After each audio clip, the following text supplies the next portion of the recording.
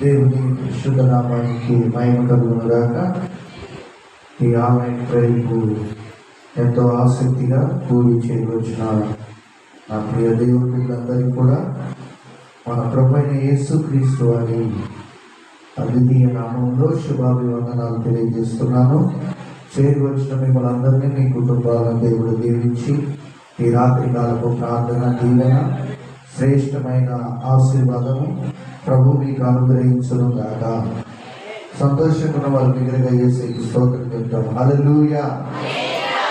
మంచిది. ఈ మాసం అంతా కూడా దేవుడు మీ కుటుంబాలని ఆయన కృపలో భద్రపరిచి సంపూర్ణ విజయాలు దేవుడు మీకు దయచేసి మీ కుటుంబాలను వర్ధిల్ల చేయను గాక. ఆమేన్. ఈ రాత్రి మనం కొన్ని విషయాలు దేవుని సన్నిధిలో నేర్చుకుందాం. ఈరోజు మనం ధ్యానాంశము దావీదుతో దైవభక్తిలో సమమైన వాడు హిజ్కియా. దావీదుతో దైవభక్తి విషయంలో సమమైన వాడు హిజ్కియా. ఈ అంశాన్ని మనం నేర్చుకుందాం. నిజంగా చాలా ఆశ్చర్యచిగుతుంది అన్నమాట. ఈ వాక్యాలు ధ్యానిస్తున్నప్పుడు పరిశుద్ధాత్మ దేవుడు తన వినికిడిలో ప్రతి విషయం తెలియజేస్తున్నప్పుడు చాలా నేను ఆనందపడ్డా అన్నమాట. దావీదు తర్వాత దేవుడు మెచ్చుకున్నటువంటి మరో రాజే హిజ్కియా. మూలవాక్యం రాజులు 2వ గ్రంథం 18వ అధ్యాయం 2 నుంచి 7 వాక్యాలు మనం చూసుకుందాం. నేను చదువుతాను, మీరందరూ లేఖనాలు పరిశీలన చేయండి.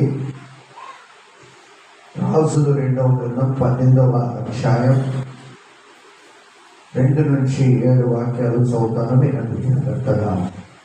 అతడు ఏలన ఆరంభించినప్పుడు 25 ఏళ్ల వాడై యెరూషలేమునందు 29 సంవత్సరములు ఏలెను. అతని తల్లి జకరియా కుమార్తె, ఆమెకు అబీ అని పేరు. తన పితరుడైన దావీదు చేసినట్లు అతడు యెహోవా దృష్టికి పూర్ణముగా నీతిని అనుసరించెను. ఉన్నత స్థలములను కొట్టివేసి విగ్రహములను పగలగొట్టి దేవతా స్తంభములను పడగొట్టి మోషే చేసిన ఇత్తడి సర్పములు చిన్నాభిన్నములుగా చేసెను. దానికి ఇశ్రాయేలీలు నెహుష్టాను పేరు పెట్టి దానికి ధూపం వేయించు వచ్చి ఉండేది. అతడు ఇశ్రాయేలీల దేవుడైన యెహోవా యందు విశ్వాసం ఉంచిన వాడు.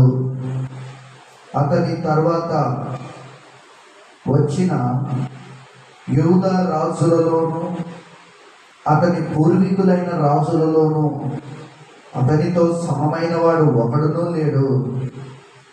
అతడు యెహోవాతో హత్తుకొని ఆయనను వెంబడించుటలో వెనుక తీయక ఆయన మోషేకు ఆజ్ఞాపించిన ఆజ్ఞలన్నింటినీ గైకొనుచుండెను. కావున యెహోవా అతనికి తోడుగా ఉండెను. తాను వెళ్ళిన చోటనెల్లా అతడు జయము పొందెను. చిన్న ప్రార్థన. దయమెడలు తండ్రి, కృపమైనది, సర్వశక్తి కలిగిన ప్రభువా, ఈ రాత్రి 3వ సాములో మీ పక్షంగా నిలబడుతున్న నీ దాసుని మీ కలవలసిన మరుగుపరచండి. మానవ స్వరమును మరుగుపరిచి దైవిక స్వరం మాత్రం మాకు వినిపించి మీరు మహిమ పొందండి. యేసు దివ్య నామములో ప్రార్థిస్తున్నాము తండ్రి. ఆమేన్. హల్లెలూయా. హిజ్కియా దైవ భక్తిలో 9 విషయాలను అనుసరించాడు. దావీదుతో సమమైన వాడుగా. ఈ రాత్రి ఆ 9 విషయాల కంటే ముందుగా దేవుడు అతని గురించి చెప్తున్నటువంటి మాట మనం గమనిస్తే, ఇక్కడ మనం గమనిస్తే 5వ వచనంలో అతని తర్వాత వచ్చిన యూదా రాజులలోను అతని పూర్వీకులైన రాజులలోను అతనితో సమమైన వాడు ఒకడునూ లేడు. నా దేవుని ప్రియులారా, చదవబడిన వేద భాగమును మనం పరిశీలన చేయగలిగితే దావీదుకు దేవుడు తోడై ఉండి ఎలా అతడు పోయిన చోటెల్లా విజయం ఇచ్చాడో, హిజ్కియాకు కూడా అలాంటి గొప్ప విజయాన్ని దేవుడు అతనికి ఇస్తూ వచ్చాడనమాట. దావీదు వెళ్ళిన ప్రతి చోట కూడా దేవుడు అతనికి తోడై ఉండి గొప్ప గొప్ప విజయ పతాకాలు ఎగరవేయడానికి దేవుని తోడ్పాటు అనేది దావీదుకి ఎలా దక్కిందో, ఇక్కడ హిజ్కియాకు కూడా దేవుడు తోడై ఉండి అతడు వెళ్ళిన ప్రతి చోటల్లా అతడు విజయము పొందెను అన్నమాట మనం చదివాము. హిజ్కియా కంటే ముందున్న రాజులకు ఎవ్వరికి లేని దేవుని తోడ్పాటు ఇతనికే ఎందుకు దక్కింది? దానికి కారణాలు ఏంటో, తన పూర్వీకులైన యూదా రాజుల్లో ఇతనితో సమమైన వాడు ఒక్కరునూ లేరని సాక్షాత్తు సర్వోన్నతుడైన దేవుడే గొప్ప సాక్ష్యం అక్కడ చెప్తూ ఉన్నాడనమాట. అతనితో సమమైన వాడు ఎవడు లేడు, ముందు చూసినా లేడు, వెనక చూసినా లేడనే గొప్ప సాక్ష్యాన్ని పరిశుద్ధాత్మ దేవుడే తెలియపరుస్తూ ఉన్నాడనమాట. హిజ్కియా కంటే ముందున్న రాజులు అనగా దావీదు కాకుండా, ఎందుకంటే పలుమార్లు దేవుడు రాజులతో మాట్లాడుతూ వస్తున్నప్పుడల్లా, ఇదిగో మీ హృదయము మీ పితరుడైన దావీదు నా ఎడల యథార్థంగా ప్రవర్తించినట్లుగా, దావీదు నా ఆజ్ఞలను అనుసరించినట్లుగా మీ హృదయము నా ఎడల సరిగా లేదని ప్రతి రాజుని హెచ్చరించే ముందు దేవుడు దావీదు పేరును గుర్తు చేస్తూ ఉండేవాడు అన్నమాట.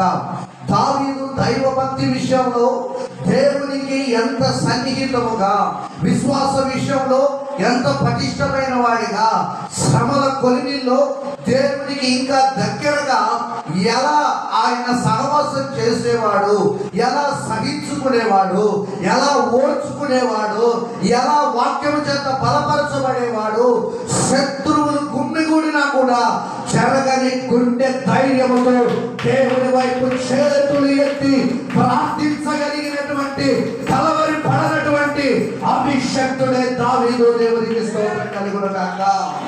హల్లెలూయా, హల్లెలూయా.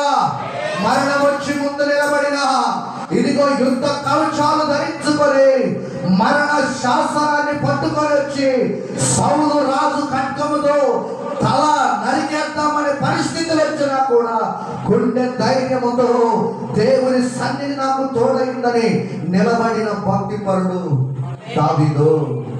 ఆమేన్, హల్లెలూయా, హల్లెలూయా. అందుకనే హిజ్కియా కంటే ముందున్న రాజులు దావీదు కాకుండా సౌలు, సొలొమోను దగ్గర నుండి మొదలు పెడితే హిజ్కియా వరకు వారు చేయలేకపోయింది ఏంటి, ఇతడు చేసింది ఏంటి? వారు చేయలేకపోయింది ఏంటి చెప్పాలి అందరూ. వాళ్ళు చేయలేకపోయింది ఏంటి? ఏం చేశాడంటారు? దేవునికి స్తోత్రం కలుగును గాక. దేవుని సన్నిధిలో వేగంగా దేవుని వాక్యాన్ని మనం నేర్చుకుంటాం. దావీదు కాకుండా సౌలు, సొలొమోను, దావీదు కుమారుడైన సొలొమోను, ఇలా వీళ్ళెవ్వరూ హిజ్కియా వరకు చేయలేకపోయిన రాజురాలు చేయలేకపోయింది ఏంటి, ఈయన చేసింది ఏంటి? మొదటిగా మనం గమనిస్తే ఇశ్రాయేలీలకు యూదులకు కలిపి మొట్టమొదటి రాజుగా సౌలుని ప్రజలు ఎంపిక చేసుకున్నారు, దేవుడు ఎంపిక చేయలేదు. ప్రజల యొక్క ఇష్టం మేరకు దేవుడు సౌలుని వారికి రాజుగా ఇచ్చాడు. ఇతడు దేవుని మాటను లక్ష్య పెట్టని వాడనమాట.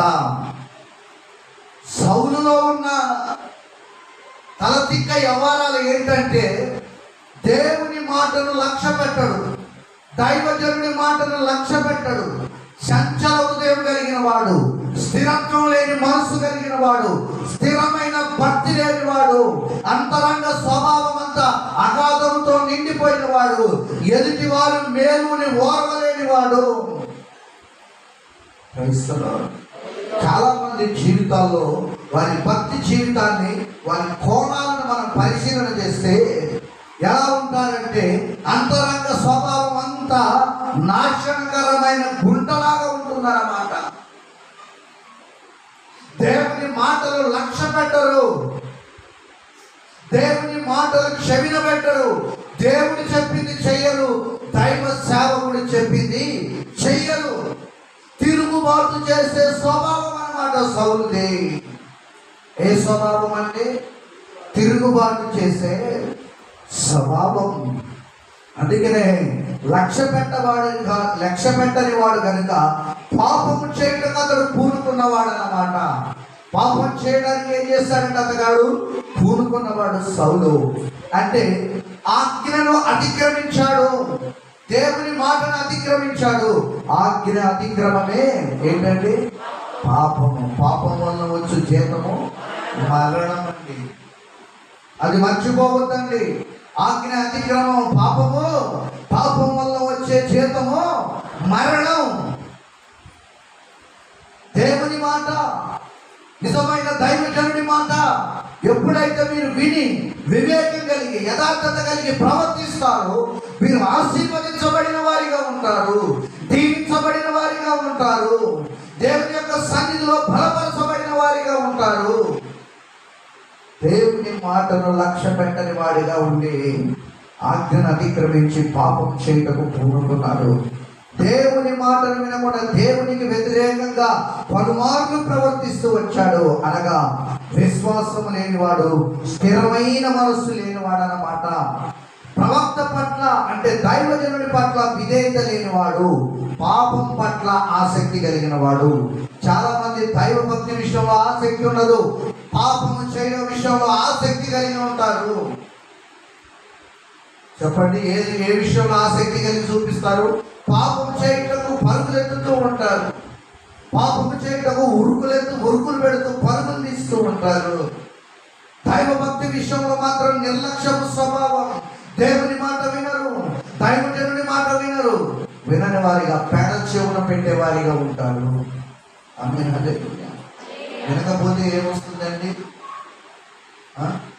పాపం వల్ల వచ్చే జీతం మరణం, తన శాపం వస్తుంది.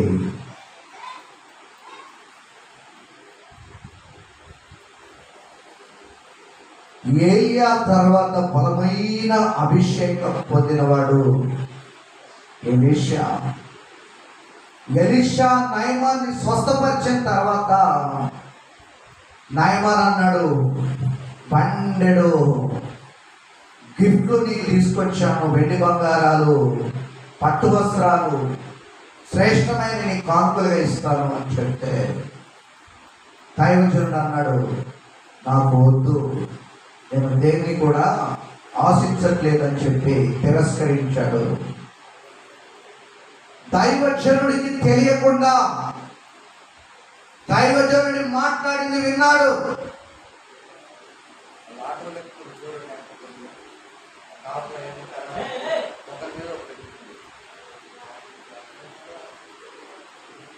దైవజనుడి మాట వినకుండా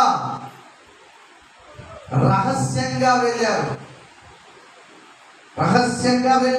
ఎలా వెళ్ళాడంటే రహస్యముగా వెళ్ళాడు. వెళ్ళి రథాల వెంట పరిగెత్తున అంత కర్మేం పట్టింది, అంత బాధ ఏం పట్టింది, పరిగెత్తాల్సిన బాధ. రహస్యముగా వెళ్ళి అయ్యా అయ్యా అయ్యా అయ్యా అని ఆయాస పడుతుంటుంటే నయమాన్ నాడు ఏమైంది బాబు అంటే, ఇందాక మా పాదరి గారు వద్దన్నాడు కానీ ఇప్పుడు తీసుకురమ్మన్నాడు అని చెప్పాడు. అబద్ధం.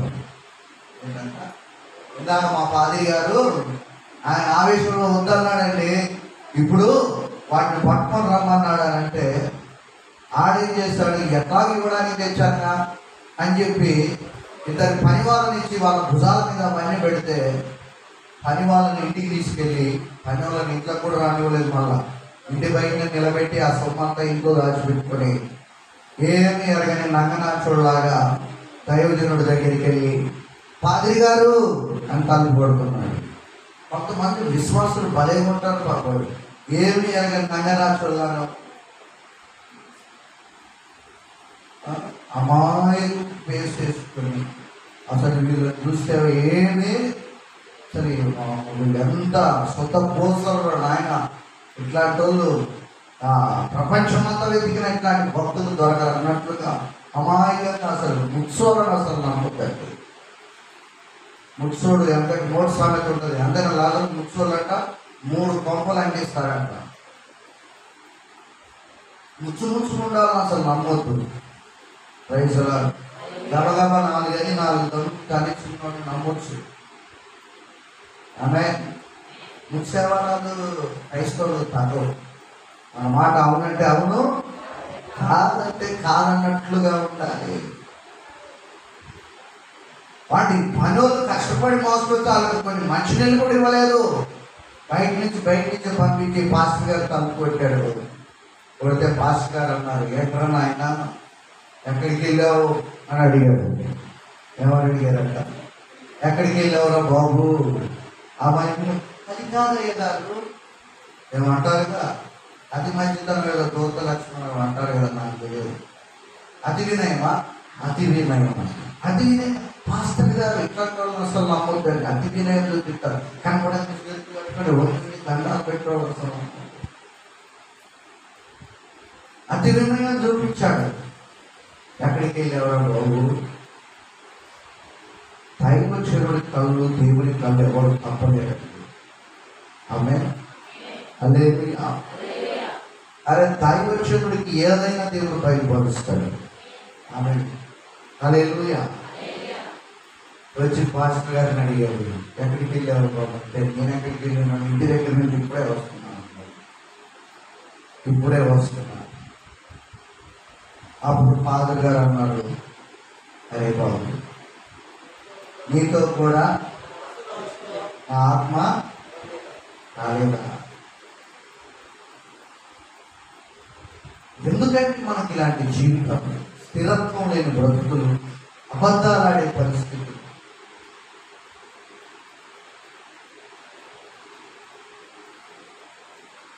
దేవుణ్ణి దైవజనుడిని మోసం చేయాలనుకునే పరిస్థితులు మారుతాం. మొక్కగోట్ల పడతారు. అర్థమైందా? ప్రార్థనకు వచ్చిన వాళ్ళకు విశ్వాసం ఉండదు. దేవుని మాట సౌలు వినాలి, దైవజనుడి మాట సౌలు వినాలి. కానీ సౌలు వెళ్ళలేదండి బాబు. అక్కడ పక్కన చెప్పుడు మాటలు విని ఆవేశపరుడుగా ఆవేశంతో పరుగులు ఎత్తాడు. ఆశగోరుడు ప్రత్యక్షతను చంపేసుకున్నాడు. అమాలేకీయుల యొక్క సొమ్ము చూడగానే కాల్చివేయని దేవుడు చెప్తే కాల్చివేయకుండా దాచిపెట్టుకున్నాడు. అపవిత్రమైనంత ఆశపోతుడండి, దేవుని కొరకు సమర్పణ లేనోడండి, దేవుని కొరకు కోరికలు చంపుకోలేనోడండి. మీరు ఎలా ఉన్నారు? దేవుని కొరకు కోరికలు చంపుకోలేకపోతున్నారా? చంపేసుకోవాలండి. సమర్పణ కలిగి ఉండాలండి. అది దేవుడు కోరుకున్నాడు. దావీదు గురించే దేవుడు ఎందుకు మాట్లాడుతున్నాడంటే, దేవుని కొరకు సమర్పణ కలిగి బ్రతికాడు. ఆమె హల్లెలూయా. సంఘంలోనే ఉండి దేవునికి దైవ సేవకులకు వ్యతిరేకంగా మాట్లాడే వాళ్ళు చాలా మంది ఉంటారు. సౌలు, అది క్షమించండి, ఇశ్రాయేలీయుల యొక్క సమాజంలో ఉండి మోషే ద్వారా అద్భుతాలు చూస్తూ వాడు పనికిమాలోడు కొరాబు, నాదాబు, అభిరాబులు అనుకుంటాను. వాళ్ళు చెప్పిన మాటలు ఈ ప్రజలు విని మోషే మీదకి ఒక మూక తయారయ్యారు. ఏం తయారయ్యారంట? హల్లెలూయా. ఆడే ఉంది బచ్చాగాడు, నేను సీనియర్ని అన్నాడు. అనగానే అందరు సీనియర్కి దోస్తులు చెప్పారు. దేవుడు అన్నాడు, రేపు మీరు నా మందిరానికి రండి, తాడు పేడో. ఇలా ఉండకూడదని దేవుని మాట, దైవజనుడి మాట విని దేవునికి విధేయత కలిగి ఉండాలి. పాపం పట్ల ఆసక్తి గలవాడు. అందుకనే దేవుడు తృణీకరించాడు. దేవుడు ఏం చేశాడండి? సమయం 7 రోజులు లేట్ చేశాడట. నిర్ణయ కాలంలో రావాలి కానీ ఆలస్యం చేశాడు. కొన్ని అద్భుతాలు మన జీవితంలో జరగాలంటే దేవుడు ఆలస్యం చేస్తాడు. నీ విశ్వాసాన్ని పరీక్షిస్తాడు. సమయాలు 7వ రోజు రావాలి. ఈ సౌలు మనసు ఎలాంటిదో, ఈ కుళ్ళు బుద్ధి బయటపడాలి. ఈ విశ్వాసంలో ఉన్నాడా లేడా బయటపడాలి. ఇతని హృదయ అంతరంగ స్వభావం ఏంటో బయటికి రావాలని ఆలస్యం చేశాడంట. ఆలస్యం చేస్తానికి కలవరపడి సమయం వచ్చేదాకా ఎవరు వెయిట్ చేస్తాడు, పని మనమే కానిద్దామన్నాడంట. నీ జీవితంలో దేవుడు కార్యం చేసేంత వరకు నువ్వు ఎదురు చూడు, ఎదురు చూడు. ఆ కార్యం కొరకు ప్రార్థన చేయి, దేవుని సన్నిధిలో రోధించు. అంతేకాని దేవుని సమయం రాకమునిపే నీ ఆశ కోరి శకల చేత నువ్వు పరుగులు తీయమాట జాగ్రత్త.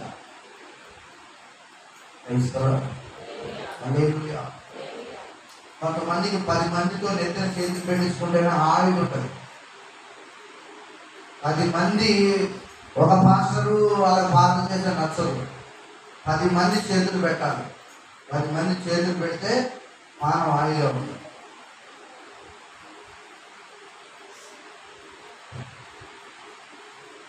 ఒక నిర్ణయ కాలం అనేది ఉంది మన విశ్వాసానికి కల్పించాలి. ఆ నిర్ణయ కాలం దాకా ఎదురు చూడకుండా దేవుడు కోరుకున్న దైవజనుడు చేయవలసిన పనిని తాను చేసి తృణీకరించబడ్డాడు. బలులు అర్పించడం కంటే మాట వినుక శ్రేష్టమని సమయం చెప్పాడు. ఇక నిన్ను దేవుడు నీ పిల్లల తరాన్ని సింహాసనం మీద స్థిరపరచాలనుకున్నాడు. నువ్వు చేసిన శకలకు నీ సింహాసనం తీసి ఇంకొకరికి ఇవ్వబోతున్నాడు అని చెప్పాడు. ఆమె కొన్ని కోల్పోవడానికి కారణం ఎవరో తెలుసా? మనమే. కొన్ని కోల్పోవడానికి దేవుడు మన కొరకు గిఫ్ట్స్ ప్యాక్ చేసి ఉంచాడు.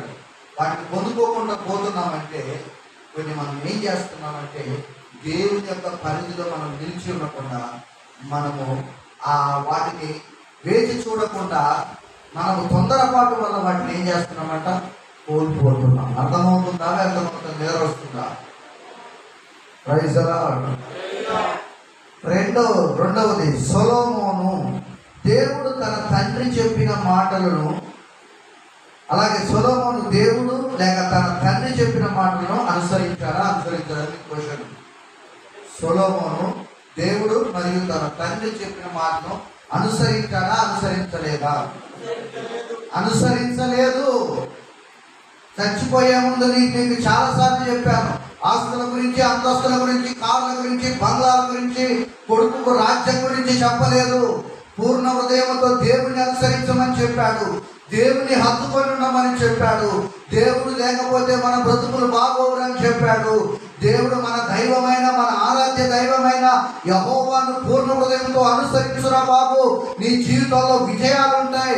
ఆయన్ని పూర్ణ హృదయంతో అనుసరిస్తే నాకు వాగ్దానం చేశాడు, నీకు తరతరాలకు నీ సింహాసనం మీద నీకు ఒకడు ఉండగా మానడు అనే వాగ్దానం చేశాడు రా బాబు అని చెప్పి దేవుడు తాను చెప్పిన మాటలన్నీ కూడా దావీదు తన కొడుకు వివరించి చెప్పినప్పటికీ సొలొమోను, తన కుమారుడైనటువంటి సొలొమోను దేవుని మార్గంలో నుంచి తప్పిపోయాడు. దావీదు నడిచినట్లుగా సొలొమోను కూడా నడవలేకపోయాడు. మొదటి రాజుల గ్రంథం 2వ అధ్యాయం 1 నుంచి 4 వచనాలు చదువుతాం. మొదటి రాజుల గ్రంథం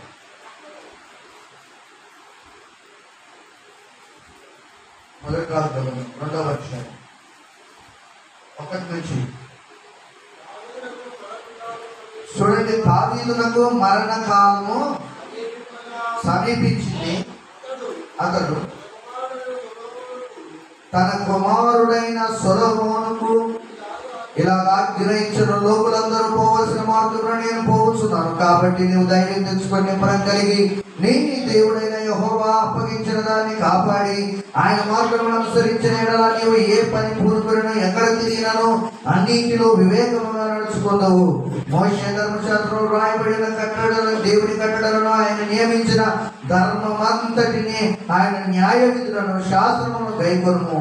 అప్పుడు నీ పిల్లలు తమ ప్రవర్తన విషయంలో జాగ్రత్తగా నుండి నా ఎదుట తమ పూర్ణ హృదయముతో పూర్ణ మనస్సుతో సత్యమును అనుసరించి నడుచుకుని ఎడల ఇశ్రాయేలీయుల రాజ్య సింహాసనం మీద ఆసీనుడగుటకు ఒకడు నీకు ఉండగా మానడని యెహోవా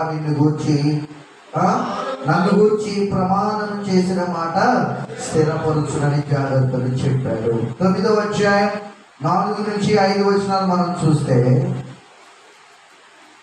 9వ అధ్యాయం 4 నుంచి 5 వచనాలు మనం చూస్తే చూడండి. నీ తండ్రి అయిన దావీదు నడిచినట్లు,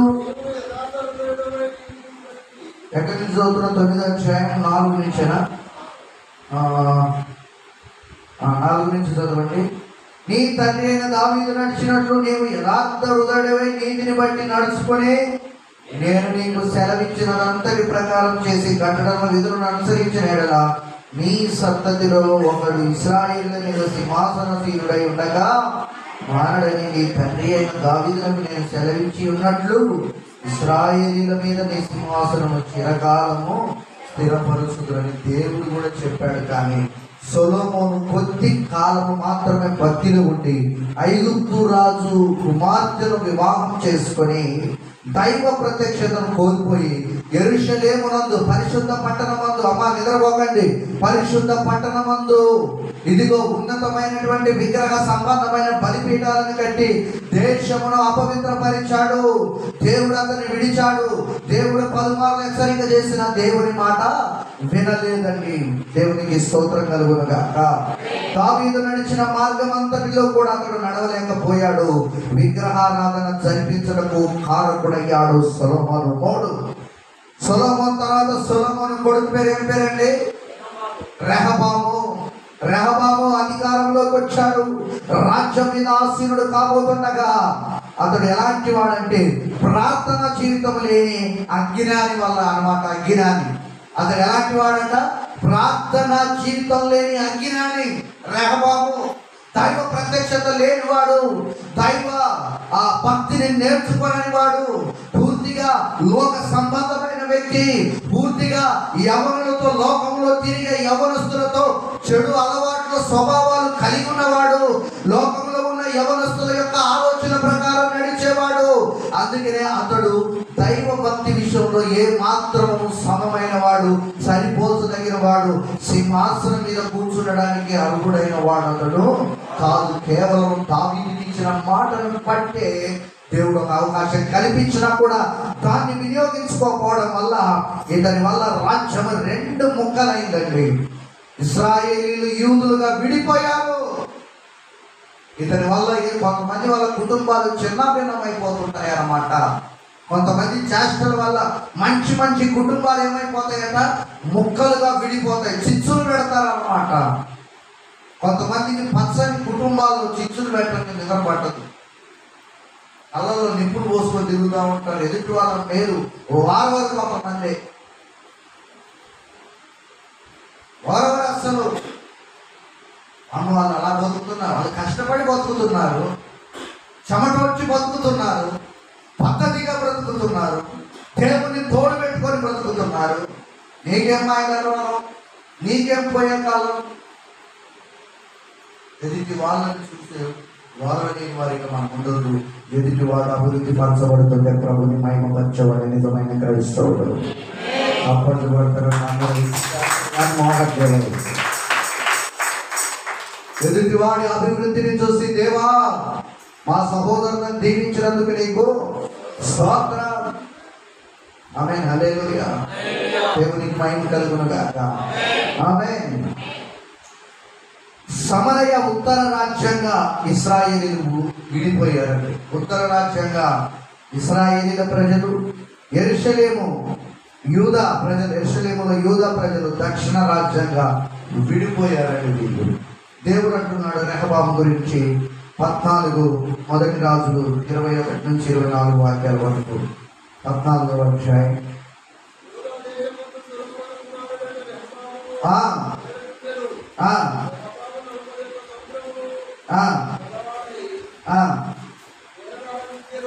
ఏలనారంభించాడు.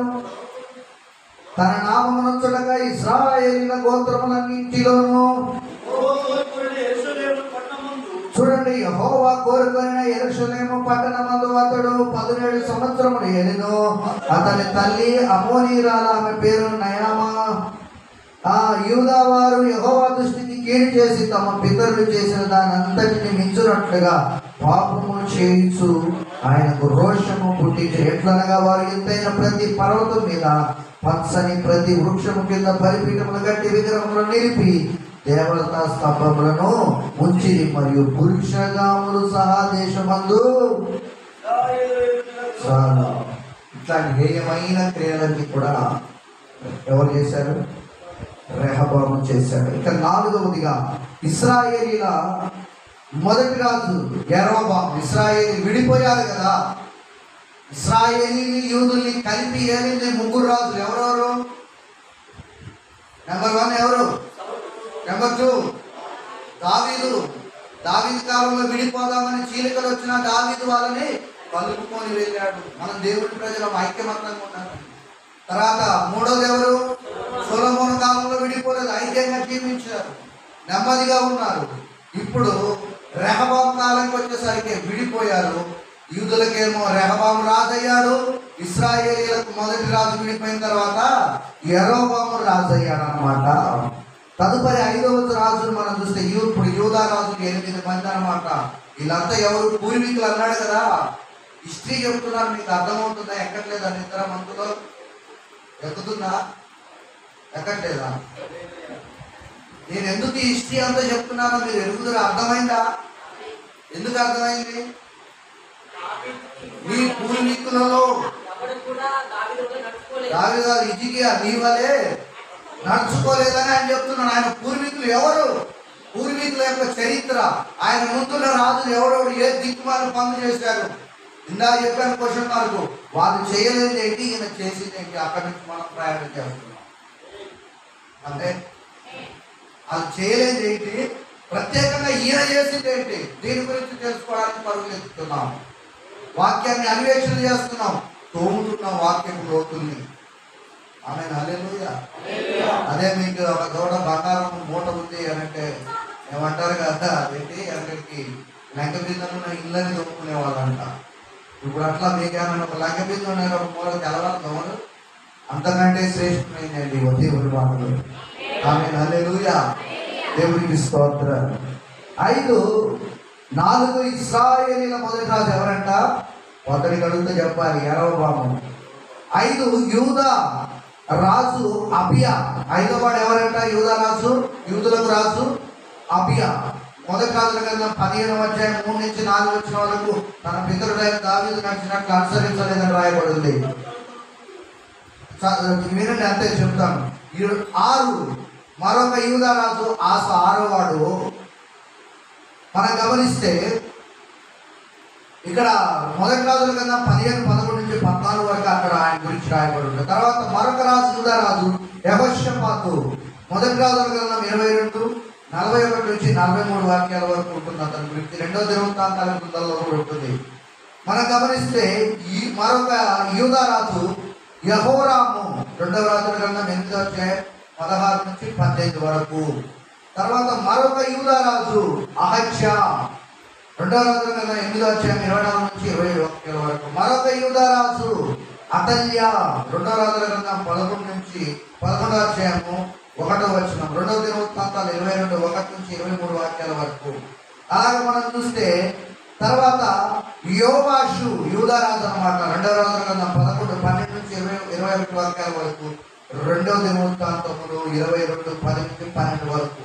తర్వాత అమజ్యా, ఇతడు కూడా యూదా రాజు. 2వ రాజుల గ్రంథం 14, 1 నుంచి 20 వాక్యాల వరకు. 2వ దినవృత్తాంతాలు 25వ అధ్యాయం 1 నుంచి 28 వాక్యాలు. తర్వాత ఉజ్జయ యూదా రాజు అన్నమాట. 2వ రాజుల గ్రంథం 15వ అధ్యాయం 1 నుంచి 7 వాక్యాల వరకు. 2వ దినవృత్తాంతాలు 26, 1 నుంచి 23 వాక్యాలు. తర్వాత యోతాము యూదా రాజు అన్నమాట. ఇతడు కూడా 2వ రాజుల గ్రంథం 15, 32 నుంచి 39 వరకు. 2వ దినవృత్తాంతాలు 22 నుంచి 27వ అధ్యాయం 1 నుంచి 2 వాక్యాలు. తర్వాత అహాజు, ఇతడు కూడా యూదా రాజు. 2వ రాజుల గ్రంథం 16వ అధ్యాయం 1 నుంచి 20 వాక్యాలు. 2వ దినవృత్తాంతాలు 28, 1 నుంచి 27. తర్వాత హిజ్కియా, ఇతడు కూడా ఇతని గురించి మనం నేర్చుకుంటున్నాం. ఇతడు యూదులకు రాజు. 2వ రాజుల గ్రంథం 18వ అధ్యాయం 1 నుంచి 20 వాక్యాల వరకు మనం చదవచ్చు.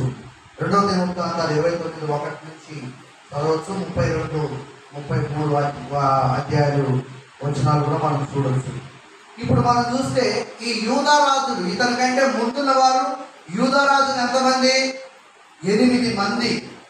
అంతకు ముందుంది ఎవరు? వారి పైన ఉంది ఎవరు? యెరోబాము, సొలొమోను, సౌలు. అవునా? సౌలు.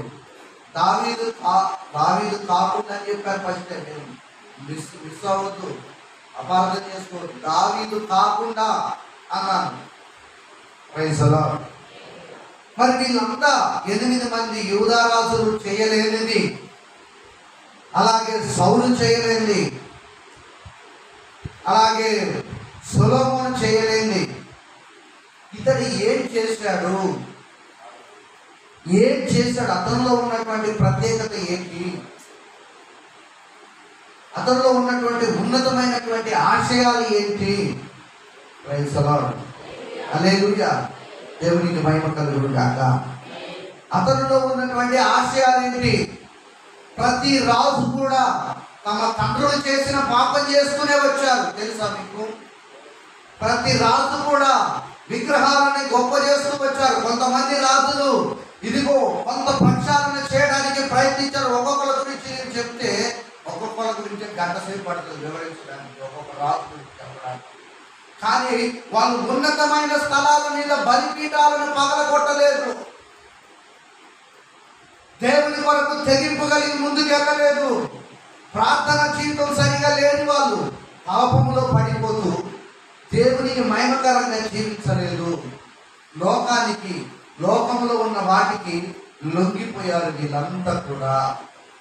కానీ ఈ ఒక్కడు మాత్రం మనం చదివినటువంటి లేఖన భాగంలో 18వ అధ్యాయము ఎక్కడి నుంచి చదివాం మనం? 2వ రాజుల గ్రంథం. చూడండి, అతని గురించి ఎన్నేళ్ళ వాడంట?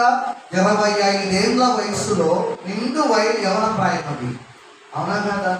నిండు యవన ప్రాయములో ఒక సమర్పణ, ఒక కసి, ఒక దైవ భక్తిలో దేవుని కొరకు జీవించాలి, యేసయ్య కొరకు ఏదో ఒకటి చెయ్యాలని ఆ కమిట్మెంట్, ఆ తీర్మానం, ఆ సమర్పణ ఉంది.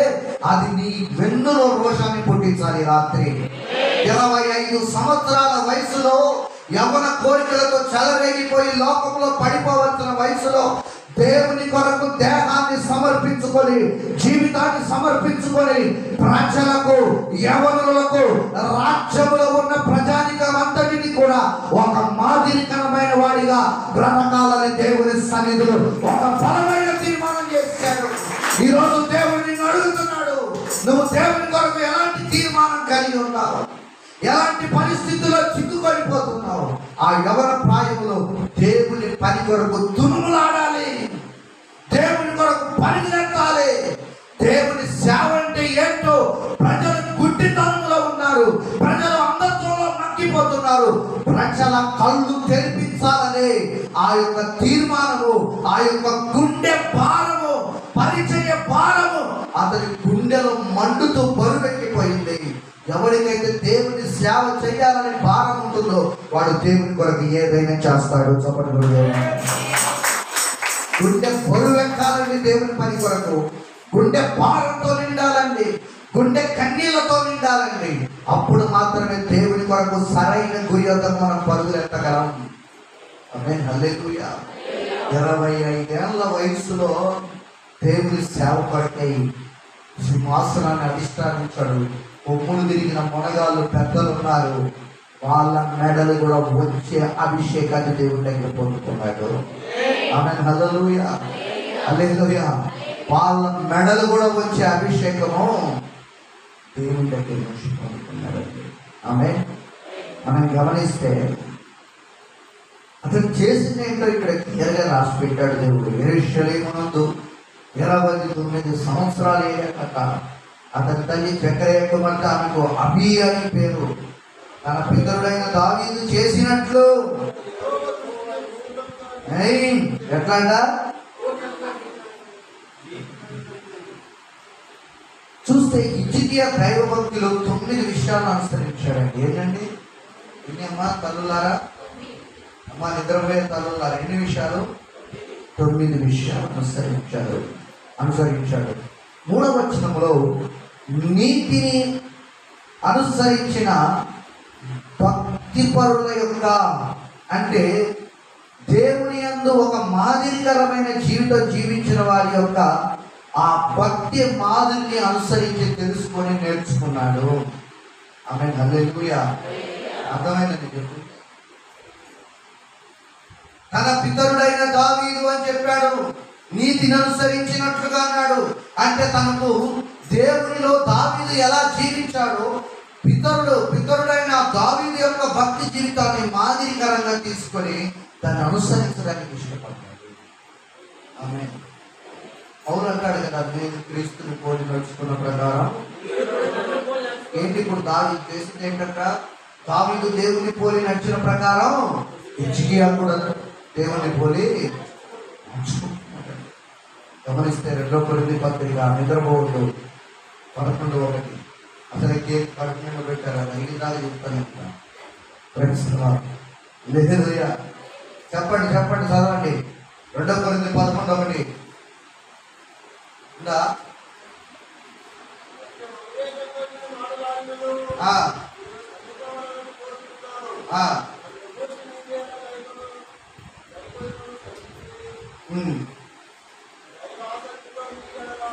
సరే క్షమించండి, అక్కడ మాట ఉంటుంది, రిఫరెన్స్ మిస్ అయింది. కానీ నేను క్రీస్తుని పోలి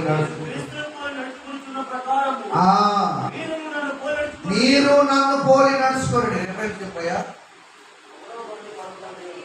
11 కొరింథీ కదా, క్షమించండి 2 కొరింథీ 11:1 నేను క్రీస్తుని పోలి నడుచుకున్న ప్రకారము మీరు నన్ను పోలి నడుచుకోండి. అంటే మాదిరికరమైన భక్తుల యొక్క జీవితాన్ని అనుసరించి దేవునిలో నడిచారు. మీరెవరిని మోడల్ తీసుకుంటున్నారు? మీ పాస్టర్ గారు 21 రోజులు 40 రోజులు కడుపు మార్చుకొని దేవుని సన్నిధిలో కనిపెట్టి ఉపవాసం నుండి మీ కళ్ళ ముందలే ప్రార్థన చేస్తుంటే ఎవడో గోడపడ కట్టుకున్నాడని వాడేవాడండి మీకు మోడలు. వీడనే కడుపు మార్చుకొని శరీరాన్ని చంపుకొని శరీరం అంతా నలగొట్టుకొని మీ కుటుంబాల కొరకు ఏడుస్తున్నవాడు మాదిరికరంగా లేడట. ఆ సౌలు దరిద్రుడు కాక యెరూషలేములో ప్రవక్తలు లేనట్లు శబరకాండ దగ్గరికి వెళ్ళినట్లు ఉంటుంది కొంతమంది భక్తి. ఎక్కడికి వెళ్ళాడట? శబరకాండ దగ్గరికి వెళ్ళాడట. ఆయనకు మాదిరి ఎవరట? దైవజనుడు కాదంట. సోది చెప్పాలి. సోది మొహాలకు సోది లేదు, నిద్ర పట్టదండి. చేయి చూసి చెప్పాలి, మొహం చూసి చెప్పాలి, కాలు చూసి చెప్పాలి, కళ్ళు చూసి చెప్తే కానీ అలాగే హాయిగా ఉంటుంది.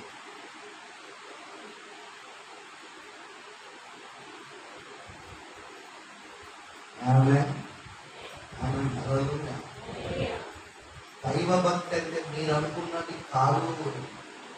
దేవుడి కొరకు బ్రతకడమే ఒక ప్రత్యేక. అది ఎలా బ్రతకాలి? కళ్ళ ముందు నీ దైవజనుడు ఎలా సమర్పణ కలిగి ఆయన అనుసరి అది చేత కాదు, అది మాత్రం చేత కాదు.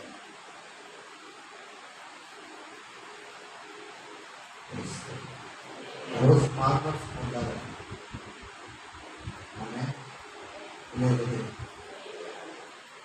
అదే నేను ఉపవాసం ఉంటాను, ఒక పూట ఉండంటే ఒకరికి చేత కాదు. ఒక పూట ఉండండి, ఒక వారం రోజులు ఉండంటే చేత కాదు. కానీ పరుగులేదు. కానీ మాత్రం నేను క్రీస్తుని పోలి నడుచుకుంటున్న ప్రకారం నేను దావీదును చూశాడు.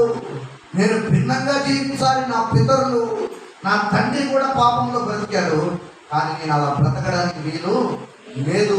దైవ భక్తి ఏంటో చూపిస్తా అన్నాడు. ఆమె ఒక ఛాలెంజ్ విసిరాడు సైతాన్కు. ఏమి విసిరాడండి? ఛాలెంజ్. నిన్న సండే చెప్పాను. ఏం చేశాడు యోబు? ఏం చేశాడండి? ఒక దాని అంతా ఒకటి నష్టం వస్తే ఏం చేశాడు? మీరు ఎట్లా ఉన్నారండి? దేవునికి మహిమ, సాతానికి సిగ్గు తెచ్చాడని చెప్పాను. సాతాను సూసైడ్ చేసుకుని చచ్చేటట్టు చేశాడని చెప్పాడు. ఆమె లేదు. అలా అలా అలా ఉండాలండి క్రైస్తవులు. సప్పి మొఖాలు వేసుకొని సప్పి మూడు వేసుకొని ఉండకూడదు. మనం ఉసురుమంటూ వేసుకొని మాడు మొఖాలు వేసుకొని ఉండొద్దు. రోగం ఉన్నా, బాధ ఉన్నా, సమస్య ఉన్నా నవ్వుతూనే ఉండాలి. గుండె నిండా బాధ ఉన్నా కూడా మనం సంతోషంగా తేజస్సు వెదజల్లాలి. ఆమేన్, హల్లెలూయా. దేవునికి మహిమ కలుగునుగాక.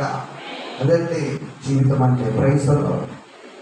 అలాగే రెండవది 5వ వచనములో దేవుని యందు విశ్వాసం కలిగిన వాడన్నమాట. ఎవడు చెప్తే వాని మాట నమ్మడు, ఎటుపడితే పరుగులు ఎక్కడు.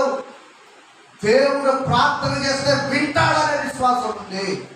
దేవుని కొరకు నిలబడితే నన్ను నిలబెట్టుకుంటాడనే రోషం మతంలో పుట్టింది. నేనున్నాను దేవుని కొరకు, నేను చేయగలుగుతాను దేవుని పని, దేవుడు నాతో ఉంటాడు అనే విశ్వాసం అతనిలో బలంగా ఉందండి. ఈ రోజు నీ విశ్వాసం ఏది? చంచల హృదయం కలిగి ఉండకూడదు. మన దాసరంలో చెప్పాడు, చంచల హృదయం ఉంటుంది. ఏముంటుందంట? ఒక వాగ్దానం తీసుకొని ఇది నా కోసం కాదులే, మర్చిపోయి వేరే చూసిన ఇంకో వాగ్దానం. స్థిరమైన మన బుద్ధి వంకర, బుద్ధి చక్కగా ఉంటుంది అన్నమాట.